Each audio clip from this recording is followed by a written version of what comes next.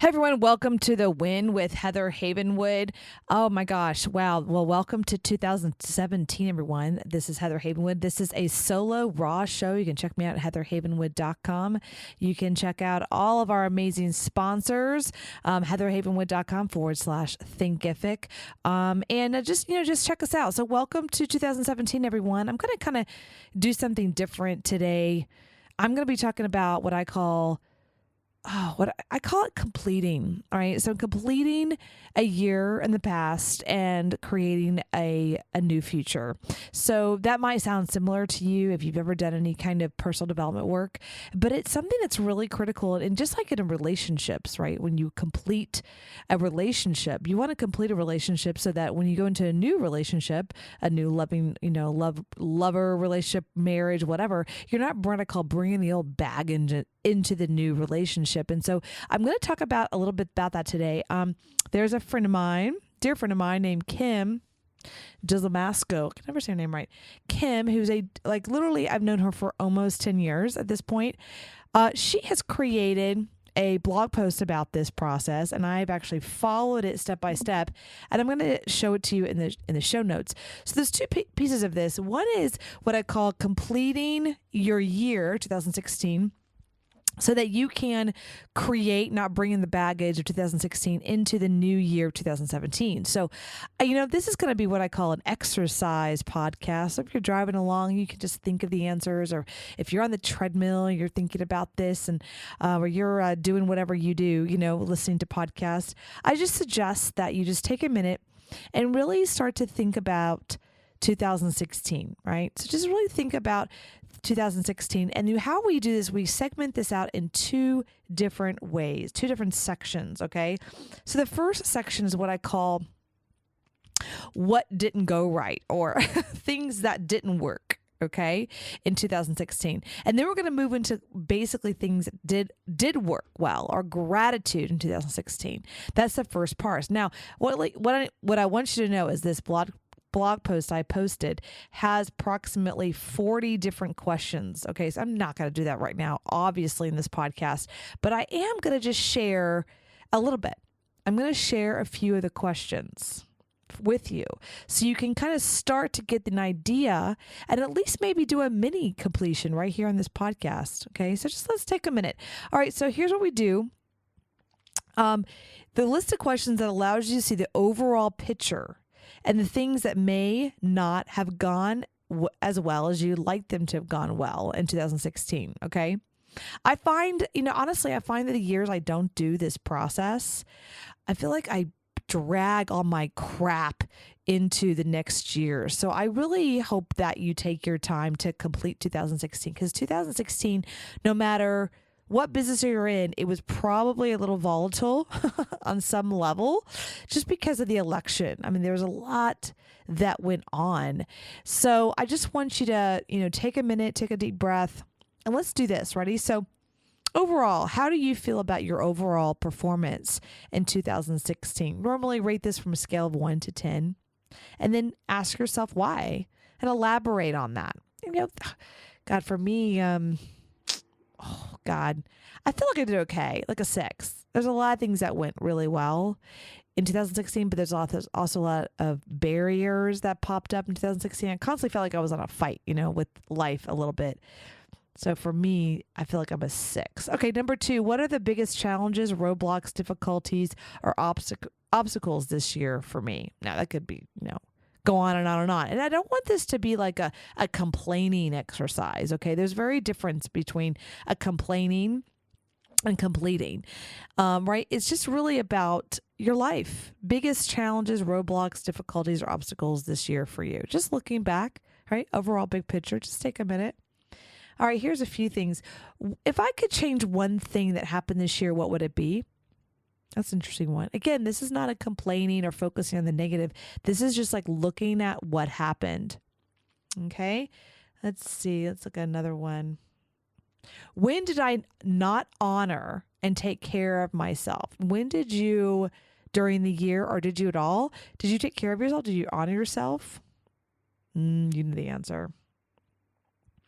What slowed me down this year? Interesting. What do I feel I should have been acknowledged for, but wasn't?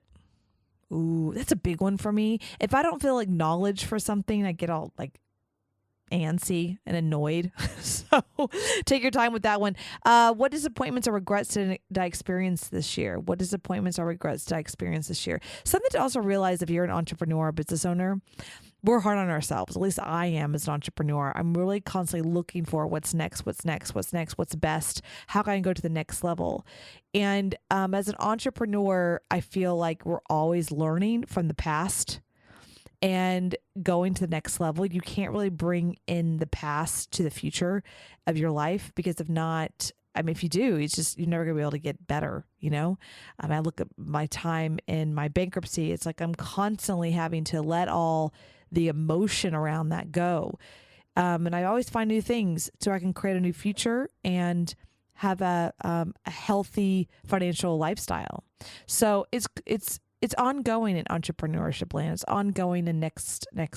Okay, here we go. Were there things that I was not a success at, and why? Yeah, write them down, right? Whatever. How did I manage my stress this year? Okay. And there's a ton more, but I'm not going to go into all of them.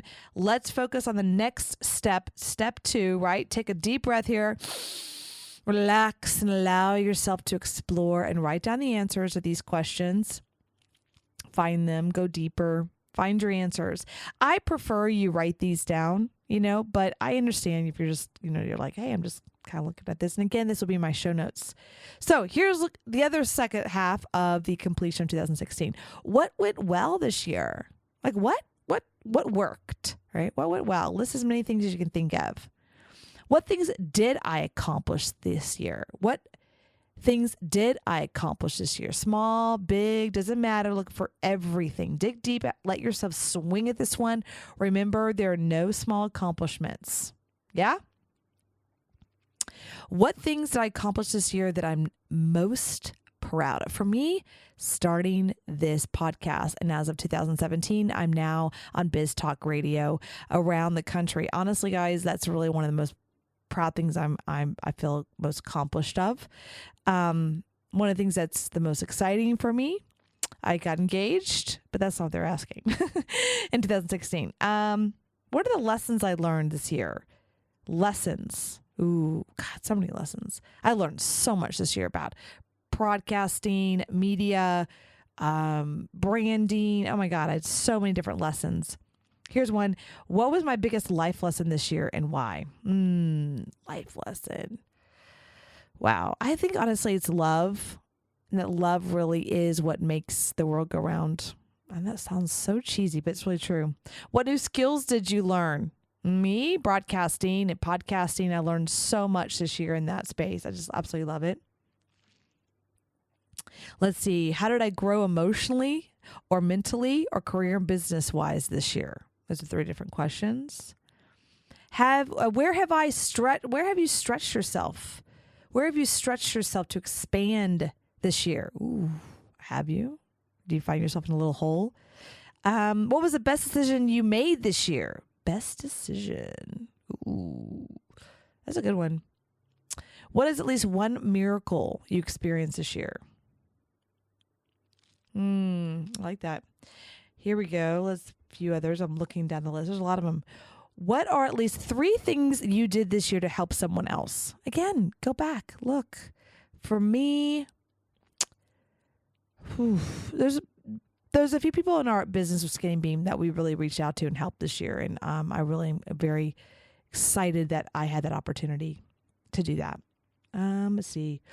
What new things I discovered about myself or yourself in the past year? And then what did you enjoy most about this year? These are good, right? Okay, here's some more. What was an unexpected joy this past year for you? Me, getting engaged.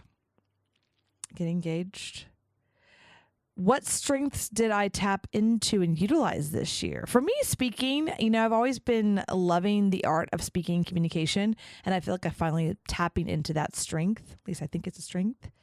And what did you feel the most live during this year? Ooh, most alive. Sex not included, right? Okay. And then the last question is, what or who are you most grateful for this year?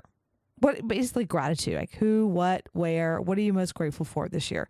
So this is just this is what I call completing 2016, and then let's focus on 2017. Again, I'm going to give you the link to this full blog post, pretty long, 40 questions again on the completion of 2017. Now, once you've completed 2016, it's time to begin creating 2017. With the reflection work of 2016 behind us, you can begin fresh and with a brand new space to create in, okay? Which I think is just really powerful. But what do you want to create? That's the question.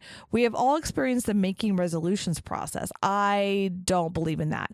That usually falls apart somewhere around February. I do not believe in making resolutions.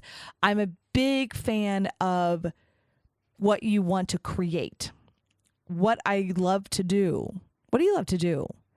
Right? And find extremely powerful is instead of setting intentions for the year, okay, you set intentions and goals. Okay, here's what I mean by that. Let me explain. Intentions are the context that the goals sit inside of. They are the inspiration. Goals have real measurable results that will allow you to measure them and keep forwarding the action until they are accomplished. Okay, so for me, I know I'm creating the intention now with you right now that I'm going to be doing another figure contest in June. And I've already set the intention and goal and a date and a timeline of that. I'm creating structures around that. I'm putting that in my calendar, dates, times of when particularly I'm working out the different kinds of food, my budget on all of that. I mean, really, it takes a lot when you go through a figure contest, and it's 6 months. And I have to start preparing now because it takes about that much time to build the muscle again and then strip it. So for me, that's a big intention and goal. The other thing I'm going to be doing this year is starting a mastermind.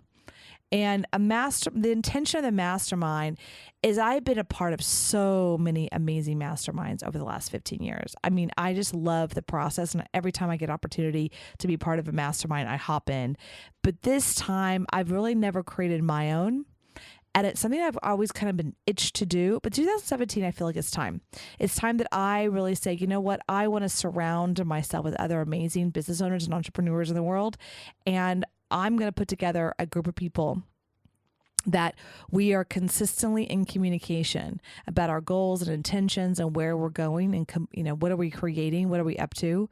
And then we're going to get together in person a couple times a year here in Austin, Texas. And that's something that I'm excited about creating. And I'm going to be talking to you more about that. But that right now, I'm just letting you know that's an intention and a goal. It's not a resolution. It's not a New Year resolution. It's what's going to happen. It's planning that in 2017. See the difference? I'm just trying to explain that to you. Okay, so we're going to be doing this by asking you a ton of questions. And again, I'm not going to do all these because we don't have time in this podcast, but I just want to get your what I call tickle going and allow yourself to dream. All right. So what's the single most important thing that you can do to improve the quality of your life this year? Ooh, that's good. That's awesome. What's the single most important thing you could do to improve the quality of your life this year? What disciplines or practices do you most want to make progress with this year? And how do you do that? Again, for me, disciplines and practices, it's going to be doing another figure contest. The other thing about that is when I create out there at a date and time that I'm going to be doing a figure contest, there's a couple things I'm doing. One, I'm telling you, all one listener of you. I'm just kidding. All many, many listeners of you. And then I'm going to be telling other people in my circle, my fiance and other people, such that they know that I'm doing, and they're going to start supporting me and visualizing me doing that. Like if you're visualizing that for me, then that really empowers me, believe it or not. Me doing it in secret doesn't empower me. Me telling you I'm going to do it and asking you for support, helps you start to visualize me successful, which is pretty powerful. Okay. Let's see. What area of your life most needs simplifying? And what's one way you could simplify in that area? Simplify doesn't mean restrict. Simplify doesn't mean small. Simplify just means clearing, clearing up, making it more of a focus of something. I'm recently going through the process in my office as well as my home, a process called tidying. It's actually known, I did a whole podcast about it. And that particular philosophy on tidying is actually a philosophy on simplifying. Okay. But it's not a process of restricting, saying, well, you have to get rid of all your stuff to go down to a 1-bedroom, 500 square foot house or something. It's about simplifying your life. It's a different kind of philosophy. All right, moving on. Let's see. If the people in your life that know you the best gave you one piece of advice, what would they say? Okay, this is really about allowing other people to give you advice and just let it take it in. Doesn't mean you have to own it or agree with it, but you'd be like, thank you for the feedback. So that's a good one. Feedback is always good. That's actually a word that I use to this day with people in my life. They're like, blah, blah, blah, blah, blah. I'm like, thank you for the feedback. Because the more I say this is feedback, not attacking me or that they're right and I'm wrong, it's like, thank you for the feedback. Feedback is feedback. Doesn't mean you to take it or agree with it or not. It's actually a great skill. Thank you for the feedback. I stopped a lot of fights, actually, too. All right. So what is the one new skill you want to learn most in 2017? And what is one old skill that you want to improve in 2017? Think about it. Let's see. And what area of your life do you most want to change? And what will you do about it? Good one. See how different this is changes versus like, what are your goals? I mean, come on, whatever. What activity brought you your greatest success last year that you'd like to repeat and continue in 2017? What one behavior that if you did it consistently would make the biggest difference in your life?